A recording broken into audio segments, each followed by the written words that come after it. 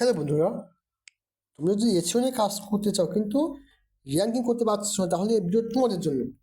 আজকে আমি তোমাদেরকে দেখাবো ওয়ান পেজে এবং 7টি টিক্স, যেগুলো জানলে তুমিও ওয়ান পেজে র্যাঙ্কিং করতে পারবা।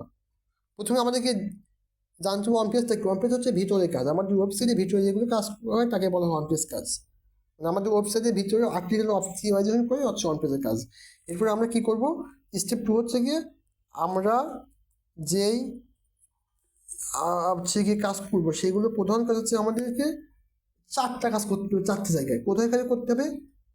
প্রথমে করতে হবে টাইটেলে, কন্টেন্টে, ইমেজ এবং ইউআরএলে। কী কী করতে হবে? প্রথমে হচ্ছে কি আমাদেরকে যেই আমরা যে কন্টেন্টটা নিব, সেই কন্টেন্টে আমাদের যে কিওয়ার্ড আছে, আমরা কিওয়ার্ডটা দিব প্রথম 100 ওয়ার্ডের মধ্যেই। এরপর আমরা কী করব, আমাদের যে টাইটেল থাকবে S1 S2 হেডিং টাইটেল, সেখানে আমাদের কিওয়ার্ড ইউজ করব।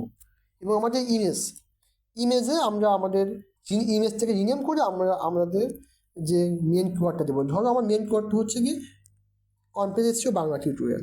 তো আমরা আমাদের ওয়েবসাইটের টাইটেলে এটা দেবো, one page SEO Bangla tutorial.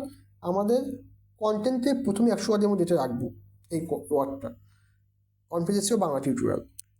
এরপর আমি আমাদের তাকে রিনেম করবো। আমাদের যে ইমেজটা থাকবে আমাদের পোস্টের মধ্যে, ওটাকে রিনেম করে আমরা করবো কি one page SEO Bangla tutorial রাখবো। এবং নাম্বার 4 হচ্ছে আমাদের যে পারমালিঙ্ক থাকবে আমাদের পেজে, ব্লগের বা ওই পেজের জন্য, সেই পারমালিঙ্কটাকে আমরা 1 2 3 রাখবো না। আমরা জাস্ট ওইটাই করে দেবো যেটা আমাদের মেন কিওয়ার্ডটা, SEO Bangla tutorial, one page SEO Bangla tutorial. এটা আমাদের মেন কাজ। এবং আমাদের একটা বাড়তি কাজ হচ্ছে কি আমাদের আমাদের বাড়তি কাজ। সেটা হচ্ছে প্রথমত আমাদেরকে দেখতে হবে আমাদের ওয়েবসাইটের স্পিডটা ঠিক আছে কিনা। যদি স্পিড ঠিক না থাকে তাহলে কিন্তু আমাদের র্যাঙ্কিং করবে না। শুধু আমাদের কাজ হবে একটা স্পিডটা টেস্ট করে নেওয়া এবং সেটাকে স্পিডটাকে অপটিমাইজেশন করা যদি স্পিড কম থাকে। অন্তত 80+30 হবে স্পিড। এরপর আমাদের কাজ হবে কি, যে আমাদের ওয়েবসাইটে রেসপন্সিভ কিনা সেটা দেখতে হবে। অর্থাৎ আমাদের ওয়েবসাইটে ফোনে কেমন দেখায়, ল্যাপটপে কেমন দেখায়, ট্যাবে কেমন দেখায়, সেটা আমাদেরকে দেখতে হবে।